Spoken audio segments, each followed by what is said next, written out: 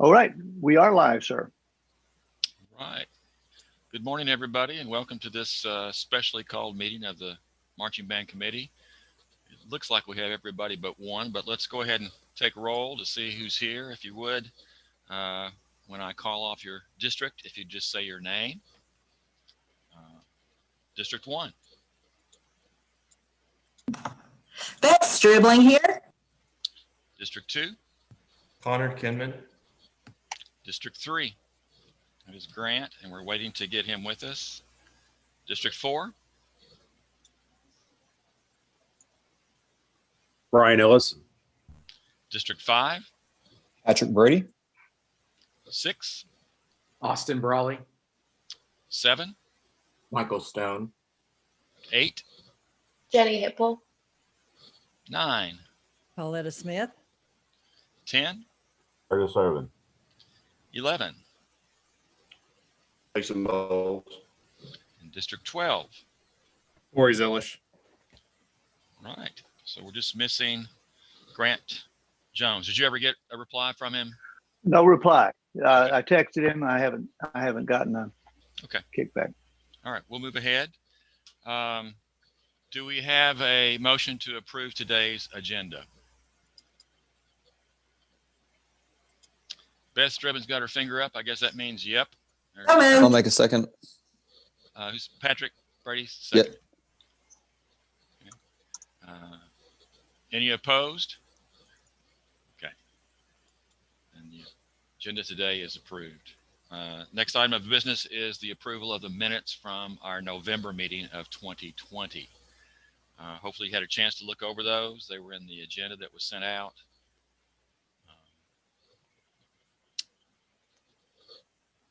And it was not a lengthy meeting, but some important information there. I'll make a motion. I missed it. Who said that? Michael. Michael. We have a second. And I'll second. And Beth seconds. Any opposed? All right. The minutes from the November meeting of 2020 are approved. All right. As you know, this is a specially called meeting for our MBC. It's something that we're used to. It's not unusual for us to have an extra meeting or two or 3 or 7 or however many it is. But the reason, as you all know, for this meeting today is to address the possibility of removing a restriction for the Spring Concert Festival that is required to participate in the SMBC. We'll get to that shortly. I have a very short report, and then we're glad to see George Bolden with us today, and Dr. Strobel will give a report as well. But as you saw in our meeting, in our minutes from our meeting back in November, we did decide that we would form a task force that would address a possible contingency plan in the event, heaven forbid, that we find ourselves in a similar situation as this past fall. None of us wants that to happen again. And, I've used the word optimism before, but I am optimistic that things will get back to normal this fall. But either way, I think it's good. And it was the task force charge to come up with some ideas and that might have to take place in the event we do have some restrictions. So we have met once, and I'll just go over a couple things that we've talked about. Nothing is in policy or in the form of a proposal at all. We're just in the discussion stages and throwing out some ideas. So none of this is to be disseminated to anybody in the rest of the constituency. This is right now. It's in the planning stages, and anything could change. So we're just hashing some ideas around. So keep that in mind if you're talking with some of your constituents, that this is indeed just some plans that we are looking at. So we met actually last week. When was that? Anyway, it's been a week that we met, and we're thinking about ways that we could.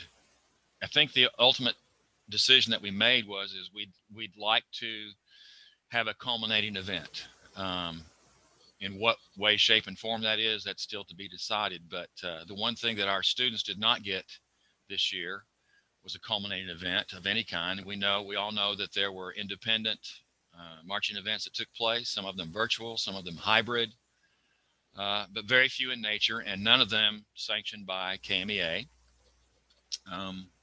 At our November meeting, we had talked about the idea of KMEA becoming involved in whatever happens this fall. Keep in mind that our plan right now is to go forward as if it's a normal year.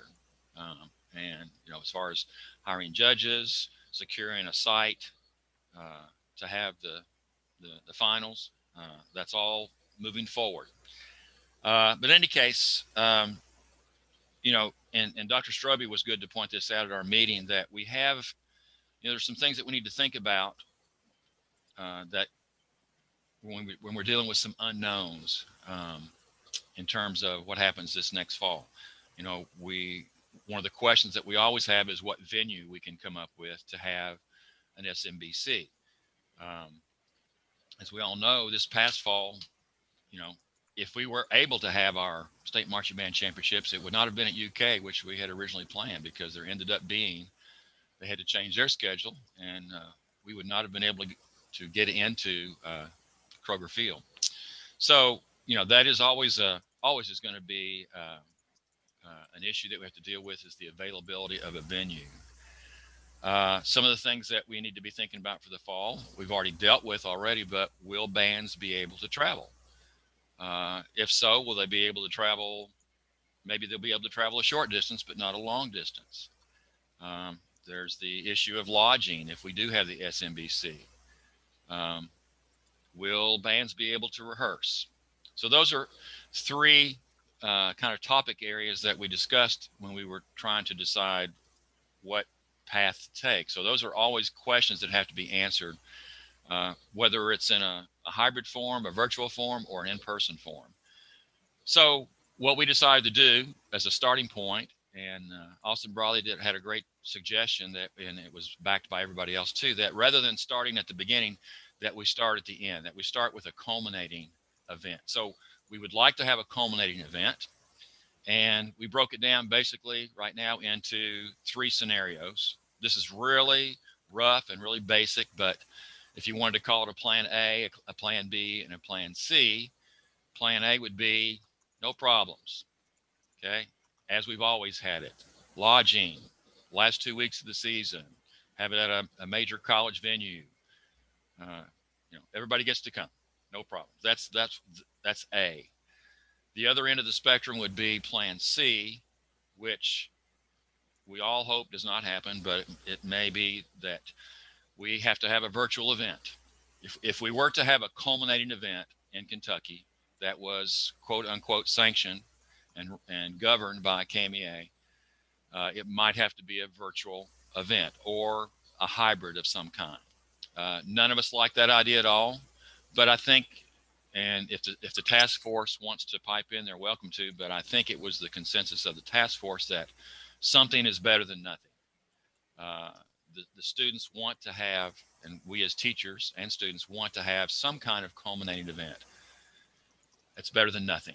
So that's the extreme worst scenario. And so we kind of lean toward a plan B as a contingency. That would be a first goal in the event we have some restrictions of some kind. So plan B would be hoping that we can have an in-person event, a culminating event. And in the event that we are unable to secure a large college or university stadium that would normally be on the second weekend, the idea, and again, this is just the idea of having the culminating event be the regional quarterfinals. Now, the regional quarterfinals would be a different setup than what our typical regional quarterfinals would be. Again, Austin had brainstormed on this and came up with this idea, and we all latched onto it. I thought it was a great suggestion, Austin. And the idea is that rather than having, if we were not able to secure a finals state championship site, we have maybe a venue, or 4 or 5, or you can come up with any number you want to, but pick some really good arenas or venues at high schools. There are enough high schools, we determined, across the state, all around the state, that might be able to host we could call it whatever you want to, but we'll just use a regional event. And it would be different than what we do now, in that, let's suppose we had 4 sites. We picked 4 sites around the state. One might be in Western Kentucky, one might be in Central Kentucky, one up toward Louisville, one toward Lexington, strategically positioned venues that were easily accessible with a short drive, less than an hour's drive, maybe within 60 miles, to go to one of these sites to compete for a classification championship, and then maybe also an open class type thing, a finals that evening. So imagine, if you will, for example, that George Rogers Clark High School would host an event. Murray State would host an event. Somewhere in Louisville, you can decide where that might be. But at each one of these events, it would be those that would be willing and could and were able to take buses to go to that site, and all 5 classes would be represented. Okay, you'd have A, 2A, 3A, 4A, and 5A at each of these sites, and you would perform in class, and then and again, a lot of details have not been worked out, but have a finals of the top 12 scores. And if your class was not, if you were first place in your class, you did not receive one of the top 12 scores, you get to perform as well. Very, very similar to the BOA setup for their regionals that they have. So you have a class competition, and then that evening you have a open class finals, and that would be the culminating event. Again, I want to stress to you all that these are just ideas that we're throwing out there, and that's in bulk is about where we are right now in terms of ideas. So I just wanted to let the committee know that this task force has met, and that we are coming up with some avenues of alternatives in the unlikely event that we have to. I can answer questions. The task force can ask questions if they want to, or we can go on to the next report. Any questions about my report?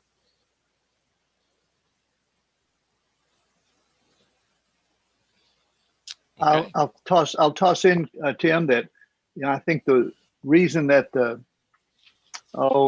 designers of the format at Bands of America, Tim and I remember when Marching Bands of America, which became Bands of America later on, when that was a summer event, and it was in Whitewater, Wisconsin, and that's all there was. And you drove to Whitewater, Wisconsin and performed, or you did not. And only a few bands did. I don't know, 10, 15. I don't remember. I went and watched 2 or 3 times because I actually lived pretty close. And so then that evolved, and it became Bands of America and Music for All, and they started doing these regional kinds of things. And the reason they put this multi-class site thing together is because it was practical. It worked. People could and would come. Therefore, they could provide that event for those bands and those kids, and sustain the organization to go on and do good works in the future. That's philosophical. You can get into the money machine kind of thing all you want, but if you want to be cynical, but it is mission driven. It is a mission driven organization, and they've ousted executive directors in the past over mission diversion. So no, we don't want to be too cynical. It just works for them. And in the case that people could travel but only short distances, and in the case that we couldn't get a university venue because they said we ain't doing that this year, this is something that could work. Is it exactly what everybody wants? Well, nothing is. And this is not exactly what we want, even if we exactly want what we always do.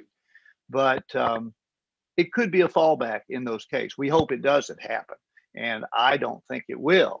I don't think anybody on the subcommittee thinks this is where it's going to go, but if it does, we want to have this in our back pocket. That's my 2 cents or dime or whatever on that. Thank you, John. Anybody else want to make comments or have a question about where we're headed on this? Okay. All right.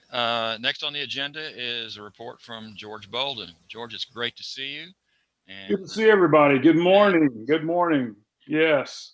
Well, I'm having a good time because it's the time to hire judges, and so working with John just on the clerical aspect of it, we're doing a good job of getting the right folks in already, which is good to report. Pretty balanced group of music and visual people. One thing that I'm excited about, since we've added the MPI, the music performance individual caption, we're getting a lot of takers of that. And that was a concern that John and I both shared. Will we have enough people? I wasn't worried about championship weekend. I was more concerned about quarterfinals, but we have plenty of people who are willing to do VPI and MPI, which is a relief since that's new to us, but it's not new to a lot of part of the country, especially the folks that we're hiring. So nothing more official than what I've just said, and that we're well on our way. I'm excited about hiring these folks, and it's very interesting. Their little personal emails they send back, they're excited to get back to normal as well. So I'm optimistic. If we can have football in the fall like we did last year, I'm sure we can have marching band in the fall, right? That's my thought on that. So I hope everybody's doing well. Thanks for the task force. I like your ideas, but I hope we can just get back to normal. That's my report. thank you, George. We all hope we get back to normal for sure. All right, Dr. Strobel, do you have some other things to add? Sure, it certainly is good to see everybody and just kind of catch up on how you're doing. I'll add to George's thing to say we've only been doing reaching out to the judges in the past week or so, and all we can do, as we've done for 2 or 3 years now, all we can do at this point is ask them to hold the date. We know we want the 30th of October, the last Saturday of October, and that's our plan, but we don't know that for sure because we don't even know necessarily all the football schedules. I haven't done the run through to check to see if people have posted their schedules in lately. I need to do that.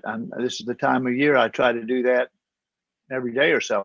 But regardless, we don't know what we have, so we asked them to hold the date. Now we've got, I think, about half the spots full right now, and that's after only just a few days of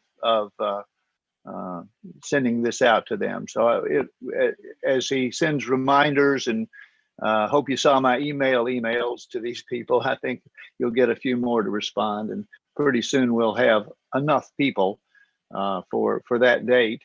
If the date moves, then we'll ask them, what about this other date, and see, and then take it from there. As far as next year goes, of course, we don't know the date, and until we do, I can't even invite people to apply to host quarterfinals and semifinals, or to apply.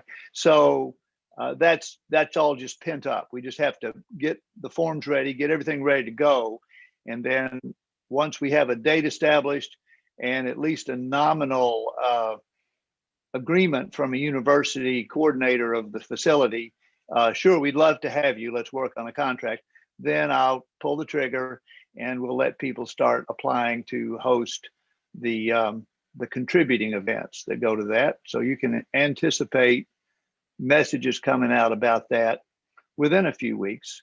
In the middle of All-State and conference and everything else that's going on, you'll begin to see that. That's my report. Thank you, Dr. Strobel. All right. As you can see in the agenda, we just have one new business item. We had in our November meeting talked about the idea of, in our rules, as it states right now, it is required that bands that wish to participate in the SMBC must participate in the spring assessment, large ensemble assessment. It's a requirement.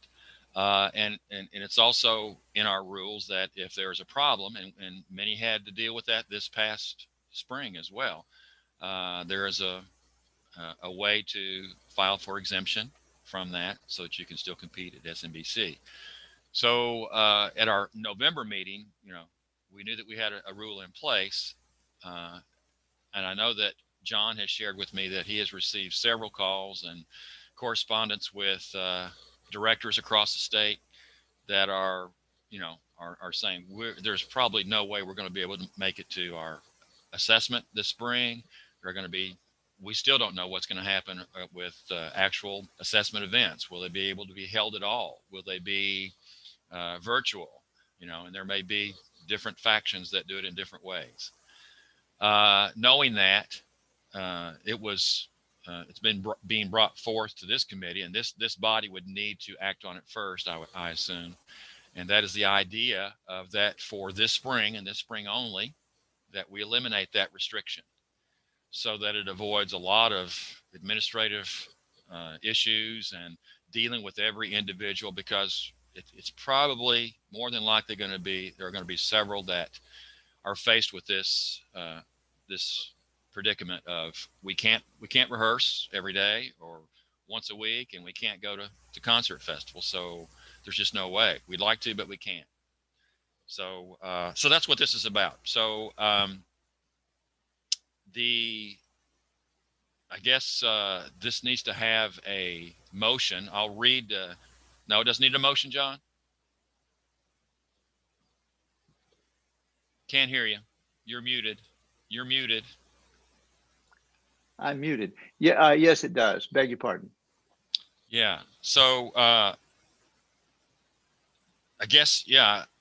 Does that need to come from someone in the committee? It does. Okay. So I've explained what we're talking about here, and we do have it in written form as to what that motion would be. Would someone like to? I would entertain a motion for this. I'll make a motion to make the amendment. Okay. Patrick Brady has made a motion. Do we have a second? I'll second. And Michael Stone seconds. So the motion would read from our subcommittee, or from actually this committee, strike portions of Rule 4A2 as follows. Bands, we'd mark out that next line. Bands may become eligible to participate in the state marching band championships for the current year by performing for assessment at 2 or more KMEA sanctioned events within the current marching season. So that's still in place. We've eliminated bands that participate in a KMEA district level concert assessment the preceding spring. Okay, is there discussion?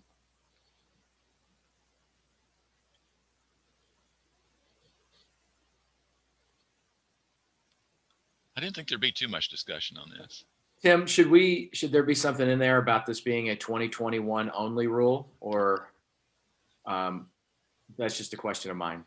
I think that's wise. I think that's wise. So why don't we put at the very beginning of it for the fall of 2021 at the beginning of it? Yeah.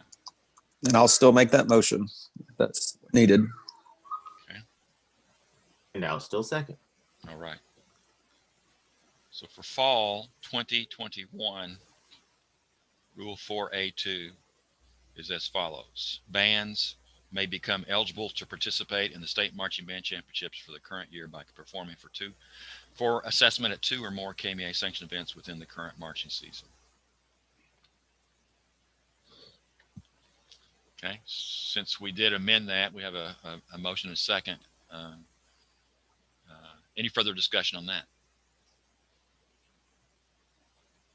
Okay, can we just do a vocal aye, or do we need to make this formal, Dr. Strobe? Well, I think we all know what we want. We're actually probably just going through formalities because this seems to be kind of a universal sentiment. I would suggest just do a show of hands, and I think you can scan the screen and you'll know where you stand. Okay. If it's confusing after that, then you can take a roll call or something. All right. Those in favor of the motion, please signify by raising your right hand or left hand.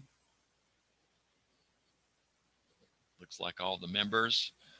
Grant, you can't vote twice, buddy. Just need one. Okay. Yeah. All right. He's really in favor of it. Those opposed?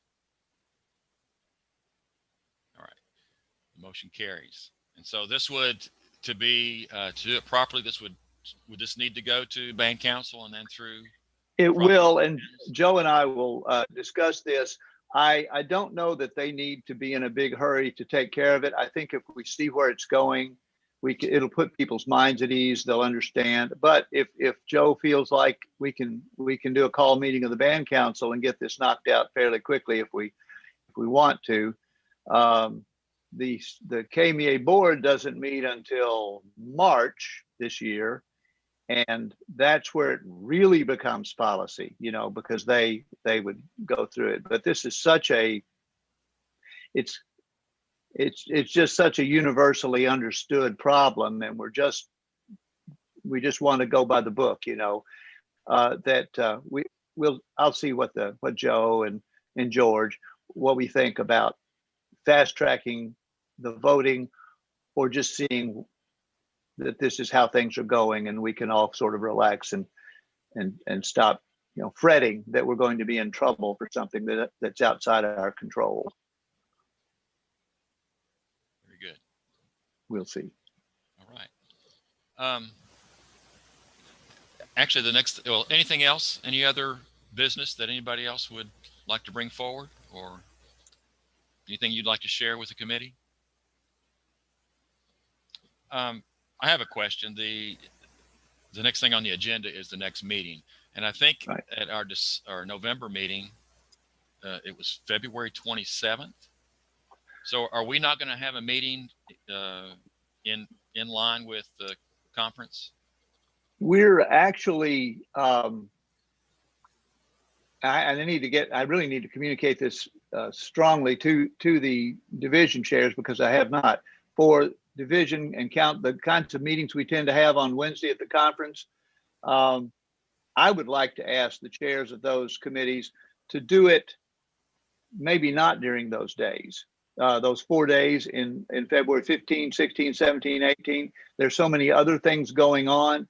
And since we normally do it on the Wednesday of conference because we're there, in this case, that's really not an issue. So I'm going to ask them if they could just get it done sometime in the month of February. And same thing to you. And you and Joe would just need to coordinate so that anything that comes out of this could go to the band council. So he doesn't go first. But other than that, if we need to have a meeting in February, we should. Just probably not those 4 days.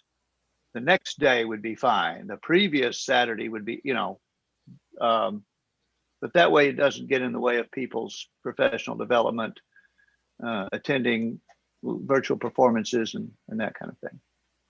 Okay. So along those same lines, will other like district meetings and things like that, will they take place? District meetings will. There's a time set aside for those. I think it's Thursday at 4:30 p.m. Eastern time. So they'll all be happening at once, and they're short, about a half hour, like always. And so they'll all be going on at once. We just want to make sure that they do get that. It's kind of mandated in the bylaws that they do have a meeting that time of year or with the conference. But in this case, this is the world's shortest ever marching band committee meeting, and we're at over a half hour, now, and so you get a little meat on the bones, and it won't really fit in any kind of a slot. So just assessing the calendar, and we can do a survey of the members like we did for this to see when people are available. That'd be my recommendation for the next meeting. So that February 27th that was listed on the last, that was just arbitrary, or did we decide that? I don't remember how we came up with that. I left it blank either here so that it would become a point of discussion, and people could maybe even weigh in what kind of when they thought it ought to be, and we could figure out what works. Does anybody have a suggestion for our next meeting?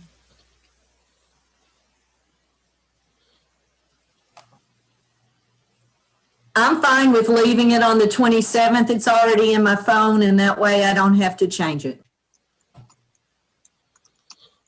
Anybody opposed to the 27th? I'm fine with leaving it the 27th. It's already in my phone and that way I don't have to change it. Is it still at 9 Central?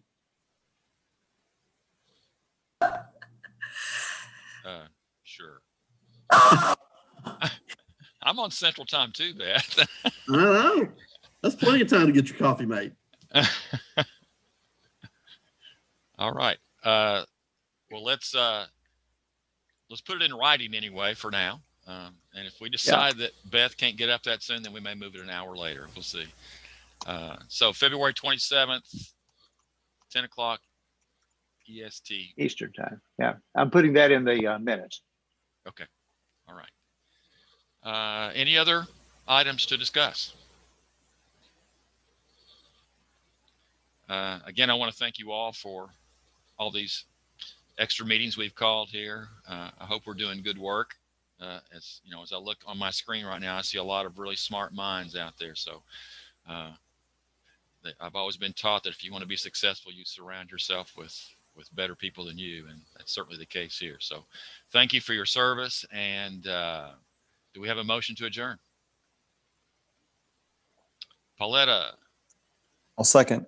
And Patrick, second. Thank you all so much, and good luck with your classes this week. Bye-bye.